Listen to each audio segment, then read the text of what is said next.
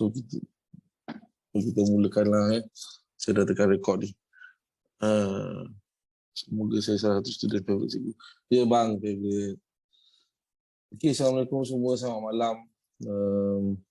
Nama kita tak online. So hari ni saya buat kat sesi sharing kita pasal naked chat lah, pasal market, structure apa semualah. Kita akan go step by step. InsyaAllah saya akan sharekan kepada abang-abang semua apa yang saya tahu. Tak adalah kita nak simpan-simpan apa bagai semua. Kita bagi je lah, insyaAllah. Buat niat sebagai pahala tu terusan. Kalau tak lupa jugalah saya buat video ni, saya nak dedikasi kepada anak saya, Alam Kaisara, nak semua saya tu. Mudah-mudahan kita semua dapat sedikit baiknya daripada ilmu ni. Kalau abang rasa berguna, silakan amalkan. Kalau rasa sampah ke, tak guna ke, tak boleh abaikan. Ini cara saya trade selama ni menggunakan naked chat, dan banyak yang dah follow sebelum ni. Abang semua dah tahu macam mana tengok, macam mana baca arah. Dan kita dalam trading ni, kita nak profit, kita nak duit, kita nak cari satu benda yang boleh kita panggil mula-mula jadi side income kan, passive income ke active income kan. Kalau boleh dengan cara yang tak perlukan orang kata effort banyak lah, dengan cara membaca chart, analisa chart, kita boleh predict price nak pergi mana, kemudian kita entry kan untuk mendapatkan profit tu. Yang paling penting adalah kita withdraw. Itu je lah yang sebab apa kita belajar benda ni. Okay. So hari ni apa yang saya nak tunjuk kepada semua ni adalah benda yang paling basic dalam naked chart. Apa benda yang kita nak tengok dalam naked chart ni sebenarnya. Chart kosong depan mata ni, dan abang tengah tengok ni kan, tak ada apa-apa, tak ada indikator pun, tak ada apa. Nak tengok chart ni dan macam mana kita nak entry berdasarkan tengok sahaja chart ni. Kita menganalisa, bukan kita entry sesuka hati kan. So kita tengok, kita menganalisa. Sebab apa? Price dalam market, dalam chart, dia akan membuat repetition, benda yang sama berulang-ulang. So bila dia buat benda yang sama berulang-ulang dengan mengikut skrip tu tanpa gagal, insyaAllah dia akan follow. Di situ kita nak ambil kesempatan lah untuk buat duit, untuk ambil sikit situ. So first kali, apa benda itu naked chart? Naked chart ni chart kosong lah. Orang semua tengok ni chart kosong kan. Tak ada indikator, tak ada apa. So just berdasarkan chart ni, dia sebenarnya menunjukkan data kat kita, menunjukkan data. So tinggal kita je nak baca dan interpret data tersebut. So sekarang ni saya ambil gold M30. Simple je lah M30 sebab nak tunjukkan masa structure. Okay. So apa yang abang tengok semua ni, sekarang ni price tengah membuat satu uptrend. Tu boleh nampak lah price buat uptrend. Kenapa price menaik dan dia akan membuat ni dulu. So skrip dia tu lah. Kita kembali kepada trend. Apa itu trend? Trend itu sebenarnya adalah sebuah pergerakan price. Okay? Dia sebuah pergerakan price dalam satu senggat time frame. Ini time frame. Okay? So dalam masa M30, rata pergerakan price. Dia tengok, dia bergerak dalam satu trend. Okay? Dia bergerak dalam satu arah. Iaitu kita boleh nampak price nampak ke atas kan, nampak tengah dia uptrend. That's why kita sebut dia sebagai uptrend. Kalau dia bergerak ke bawah, kita sebut dia sebagai downtrend. Kemudian jika tidak ada berlakunya breakout mana-mana, kita sebut dia sebagai sideways. So ini adalah satu contoh pergerakan uptrend, ini adalah downtrend, dan ini adalah sideways. Di mana price gagal membreakout sama ada resistance ataupun support. Okay, simple. uptrend. Macam mana kita nak buktikan price tu tengah membuat sebuah uptrend? Dia ada skrip tu. So skrip untuk uptrend adalah okay, uptrend. So apa itu uptrend? Apa itu skrip dia? Di mana uptrend ni kita buktikan dengan price membuat new high. Okey, membuat new high. Kemudian price gagal membuat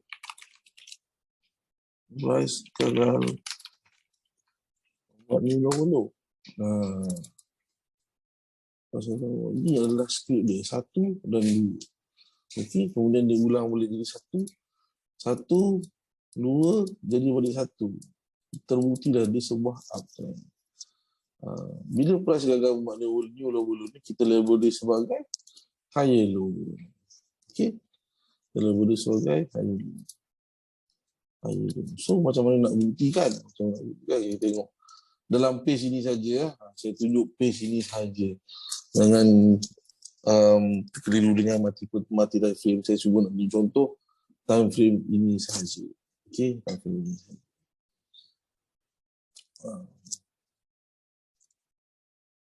Contoh yang paling simple lah. Saya tak nak komen sebelah sini. Kita tengok dulu sebelah sini. Kita komen sebelah sini saja dulu. Okey, satu-satu. So, kat sini kita tengok. Kita ambil ni sebagai sebuah resistor. Okey, ini dia punya support. Okay, sekarang ni price di sini berjaya membuat new higher high. Kenapa kita sebut sebagai new higher high? Sebab higher high yang sebelum berada di sini. Bukan dia bermula dengan high, dia bermula dengan macam mana pun price takkan bermula dengan high ataupun L. Takkan bermula dengan high, takkan bermula dengan L. Sebab dia adalah sebuah sequence. Dia sebuah pergerakan. Sebab sebelum tinggi high ni ada lagi price kat belakang. So bagi saya agak irrelevant kita mulakan pengenaan bacaan structure tu dengan high dan low. Sebab sebelum tu mesti ada lagi price yang bergerak. Sebelum tu mesti lagi ada cycle dia. Semua ni ada cycle dia. This is a cycle. Dia satu cycle downtrend dan satu cycle uptrend. Kalau kita tengok betul-betul kan. Ada cycle. So mesti belakang ada lagi price yang lagi rendah ataupun lagi tinggi sebelumnya. Tapi saya tak nak tentu dulu. Sebab tu kita akan go step by step. Alright. So kita anggap ni sebagai sebuah resistance, sebuah support. Price kat sini berjaya membuat ni high. So dia membuat new high. Kenapa maksud dia new high? Dia berjaya break. Dia berjaya breakout. Dia berjaya memecahkan price yang sebelum ni dan membuat harga tertinggi yang baru. High. Dan pergerakan seterusnya, pergerakan nombor 2 dia punya retracement ni, dia turun tu. Gagal membuat new low kat mana sini? Adakah dia berjaya turun ke sini untuk break ke bawah lagi? Tidak. So, dia jadi high low di sini. Nampak? Simple.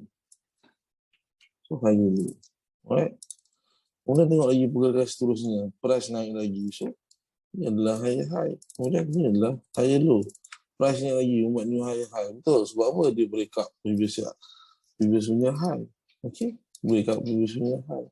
Turun dia gagal break up previous punya low. Gagal membuat new low. So, dia sebut sebabkan high low. Nampak? So, dekat sini dengan menandakan structure ini sahaja. Kita boleh tengok pergerakan sebuah pergerakan uptrend. Nampak? Dekat sini pun dah boleh entry dah siap-siap. Kan? So, sini berlakunya breakout. Price membuat ni low. Betul. Lepas tu ni jadi lower high. Betul. Kita tengok balik sikit downtrend.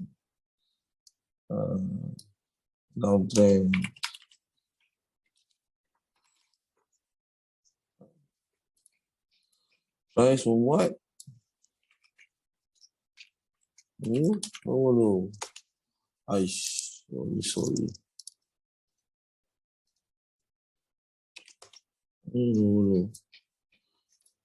Kemudian price gagal membuat ni high.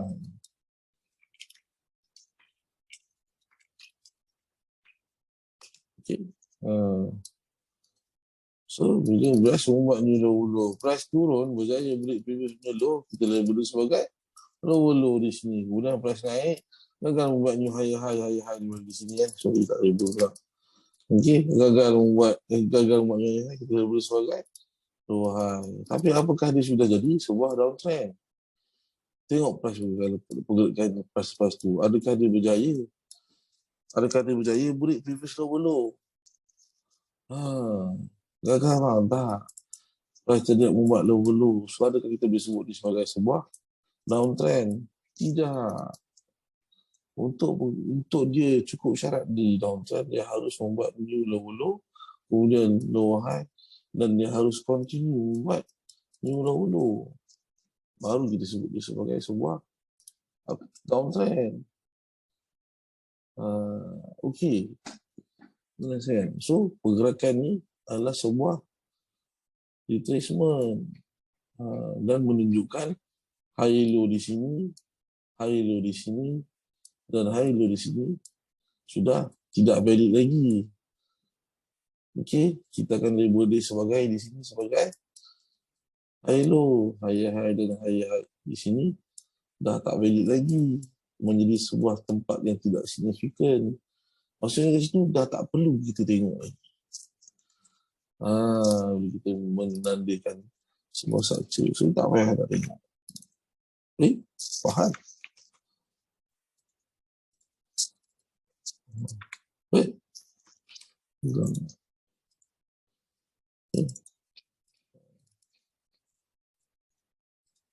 So dah apa sebab sini jadi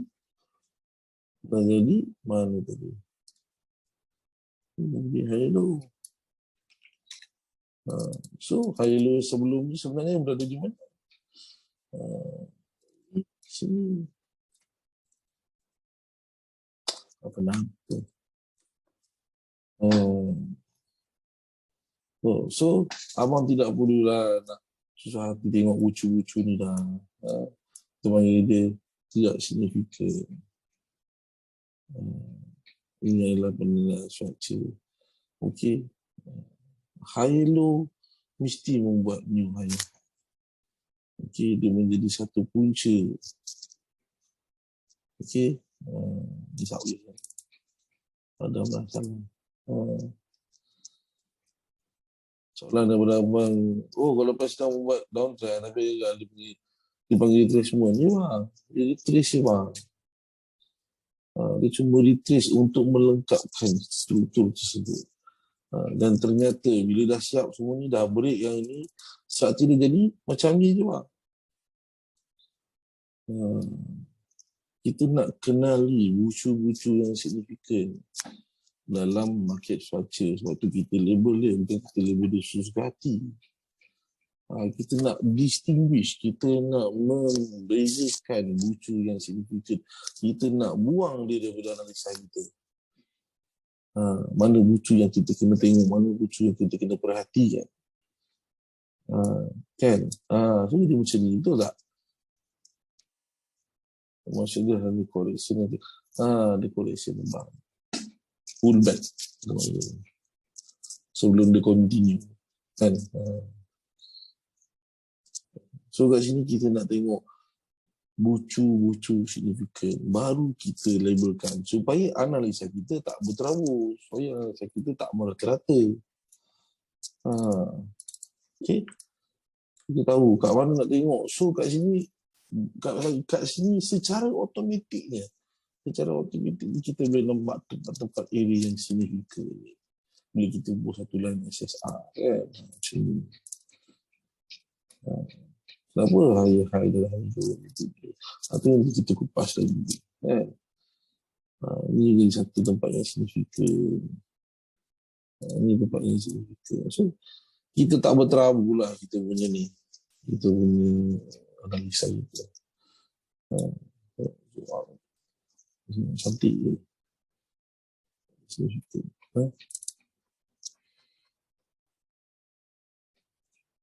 Okay, so kembali kepada saja. Makin saja kita cuma pastikan pergerakan dia tu. Kita nak kenali pergerakan itu. Kita nak tengok dia pergi mana. Supaya kita menganalisa kita tu tak orang kata apa, bukan kata tak boleh nak share dalam uptrend, boleh. Tapi kita tahulah kat mana kita nak exit. Contoh macam tadi ni, dekat sini berlakunya news.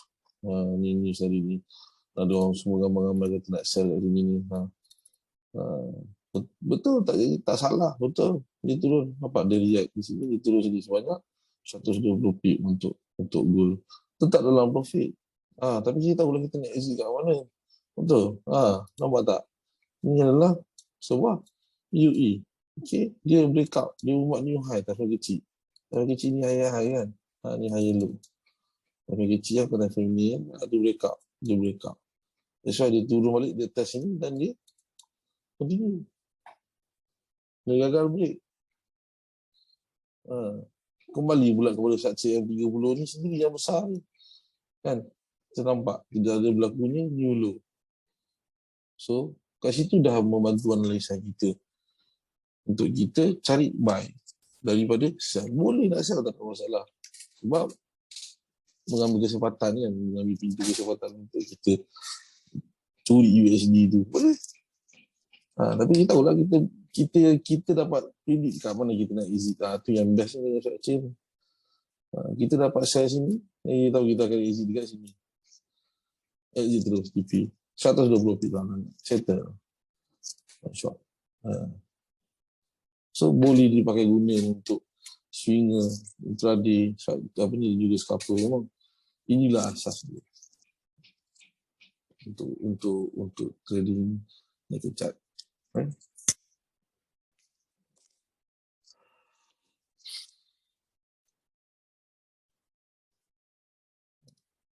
So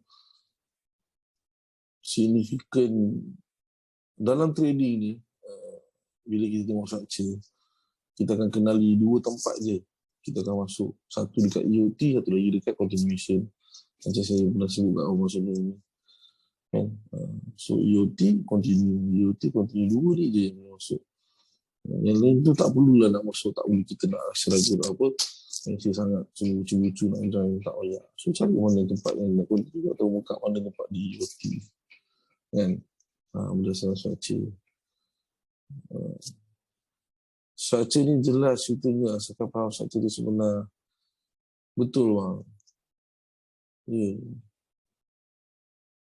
Oh ya, untuk abang-abang yang tengok video ni dalam rekod, saya berinteraksi dengan anak-anak kata student, sama-sama trader, saya tengah buat live ni. Sama-sama kita interaksi soal jawab. Bila ada two-way communication ni tak ada ganggu sangat. Jadi saya buat video kosong kan.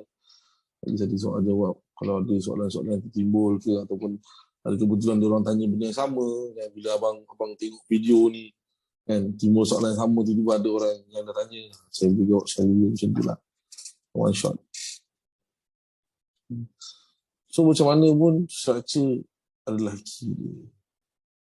Ni uptrend, downtrend. So kita tengok contoh downtrend. Ni adalah contoh uptrend di mana price membuat ni wayah dan gagal membuat ni low. Ni adalah contoh uptrend. So kat sini kita masih lagi berpegang untuk gold, kita masih lagi berpegang untuk cari buy kalau kita pegang pada target 30 sebagai pembukaan. Okay? Sebab apa? Sebab daily cerita lain, weekly cerita lain, monthly cerita lain. So bergantung kepada abang punya style of trading sebenarnya. Lagi besar time frame, lagi besar reward, lagi besar SM. This dia. Lagi besar reward dia. Lagi kecil time frame, lagi kecil lah reward dia. Lagi kecil juga this dia. Lagi kurang juga masa dia yang perlu tunggu. Tu je beza dia. Depends on our punya style of trading. Yang 30 ni bagi saya sesuai lah untuk scalping. Tengok ke bawah tu kan senang. Tengok pula, kita tengok apa yang lain. Tengok cerita apa yang tengah downtrend ni sekarang masih sideways. Contoh macam GU ni tengok H4 terus senang. Kita kosongkan dulu semua. Ni tak. So dekat sini price tengah buat apa sebenarnya untuk H4. Cerita lain pula, kalau kita fokus kat H4 yang 30, kenapa price tengah nak naik? Jadi dia tengok H4 macam ni, overall secara keseluruhan price tengah membuat sebuah downtrend. Masih lagi buku downtrend sebab apa? Punca penurunan ni, low high ni belum kena break lagi. Tapi kita tahulah ni bakal break ni. Macam mana kita nak predict dia bakal break tu, nanti kita kupas lagi pada next punya Zoom tu macam mana. Tapi yang saya nak tekankan kat sini adalah script downtrend. Okay. Downtrend. So apa benda tu downtrend? Price membuat low. Maksudnya saya jelas kan? Okay. Price membuat low. So dia terbukti di sini. So kita label dia sebagai low. Contoh dia kat sini kita label dia break previous support kat sini kan. Ni price ni break previous support. So kita label sebagai low. Price naik, gagal break previous punya kita label sebagai low high. Okay. So ulang-ulang balik. Ni lagi rendah apa sini? Lagi rendah. Ni lagi rendah sebelum ni. Lagi rendah. Lagi. So, mana lagi rendah? Tak sama. Ni sama. So, turun terus bawah sini. Sini dulu. Nampak? Setiap berjudul tengok kira-kira betul. So, dekat sini, otomatik abang tahu kat mana tempat abang nak analisa secara detail. Tengok tempat-tempat sini, tengok sini, kan. Kalau dia dah beri sini, tak perlulah tengok sini, tak payah tak, memang tak ada ni. Dia ambil atas sini, kan sini. Nampak tak continuation cantik. Kan, sini, kan. Ulu, wahai. Ulu, wahai. Ulu, wahai. Lalu dah tak boleh ambil sini. Sini tak boleh ambil sebab apa? Sebab kena break sudah. Dah clear dah ni. Price di sini telah mengelirkan siklus di sini. Adalah. So dekat sini ternampak price yang di sini tengah naik membuat sebab apa. Tapi secara hakikinya price overall ratanya price tengah downtrend. So kita punya keputusan nak buy ke nak sell dalam gambaran macam ni. Bagi saya jawapan dia tak ada masalah. Dua-dua abang boleh. Dua-dua boleh buy, abang boleh buy dan juga abang boleh sell. Kenapa? Kita tahu kita nak isi dekat orang. Kan? So sekarang ni dah kena beli. Ni dah buat ni saya. So kita boleh cari dalam ni untuk cari buy sampai sini. Betul. Kalau yang berikutnya. Kenapa kita nak sampai situ je? Kenapa tak sampai sini? Sebab ini belum kena break. Secara dominannya price tengah downtrend. It's better that kita follow the trend. Kita nak lawan trend. Betul. Terus sekarang ni buy. Yes, sampai sini. Sampai sini kita boleh TP. Cukup. Berapa pip juga. 200 pip juga korang lebih. Still lagi profitable. So, pilih strategi yang profitable untuk abang-abang semua. Bukan kata, ini Geo downtrend, tak boleh buy, haram. Tak ada. Dia bukan bergerak macam tu, dia bukan berkonsep macam tu. Tak. Dia bukan tu strategi yang abang masuk. Nak macam mana. Apa punya style tu macam mana.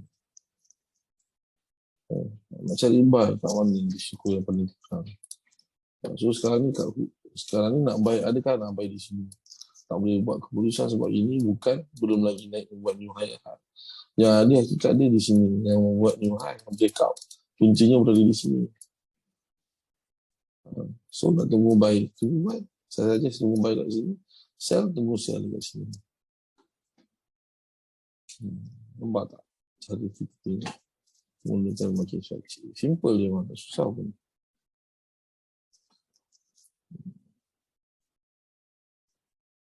setiap time frame ada structure sendiri. M1, M5, semua ada cerita di sini, ada structure di sendiri. Okay, mungkin dalam H4 nampak dia punya dominan di downtrend, tapi dekat H1 atau muka bawah M15 dia nampak uptrend. Sebab apa kita fokus kat bahagian sebelah sini? Sebab kita nampak uptrend. Tapi overall dia still lagi downtrend. Belum ada hakikat dia. Kalau dia break punca ni, ni punca abah ni, punca downtrend tersebut, mati downtrend tersebut, mati dia. Baru kita boleh sebut sebagai uptrend tu dominan. Sekarang ni view kita dah membuat macam tu. H4. Daily cerita lain, weekly cerita lain, monthly cerita lain. Tapi abang kena faham, semua time frame ni dia berkorelasi. M1 akan menyumbang M5, M15 dan berikutnya.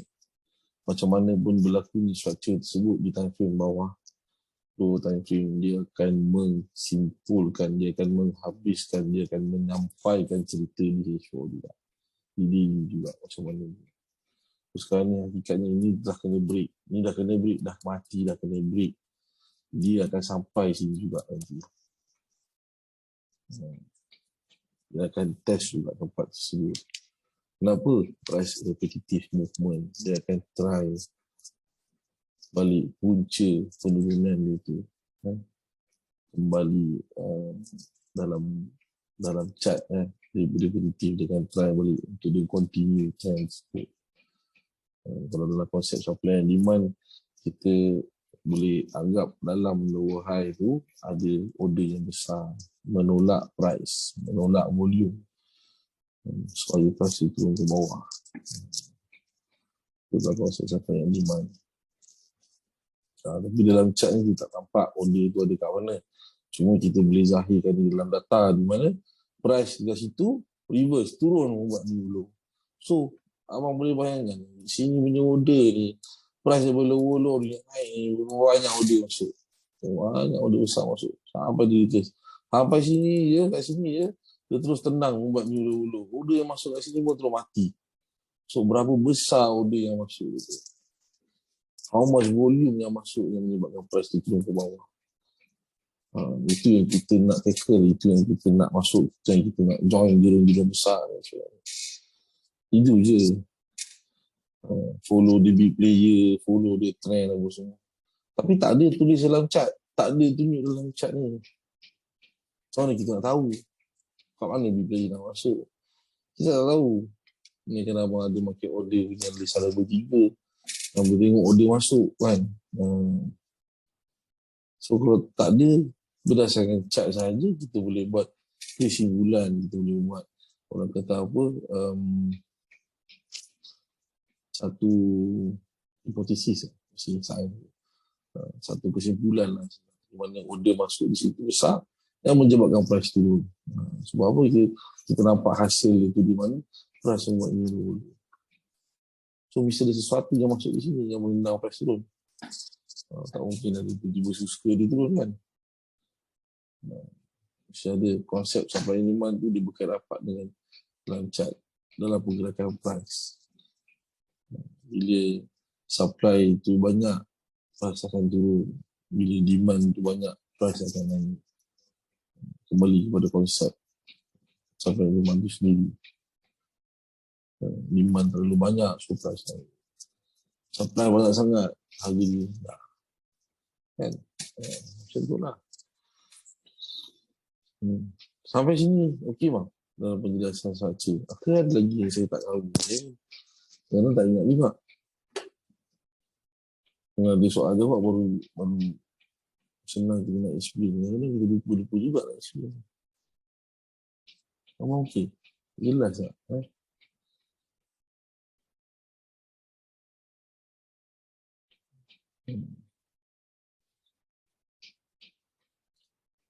So, apa lagi? Sideway, price akan break. Contoh macam ni. Price akan break. So, sini. Price masih lagi dalam range sini. So, lagi. Agak break mana-mana support atau mana-mana sistem. Bila bila dia selalu ini tersebut di dalam kandang lah. Seronok untuk scalper lah. Kalau kita boleh predict kan. Kalau ni kat mana nak buka kan. Yang tadi.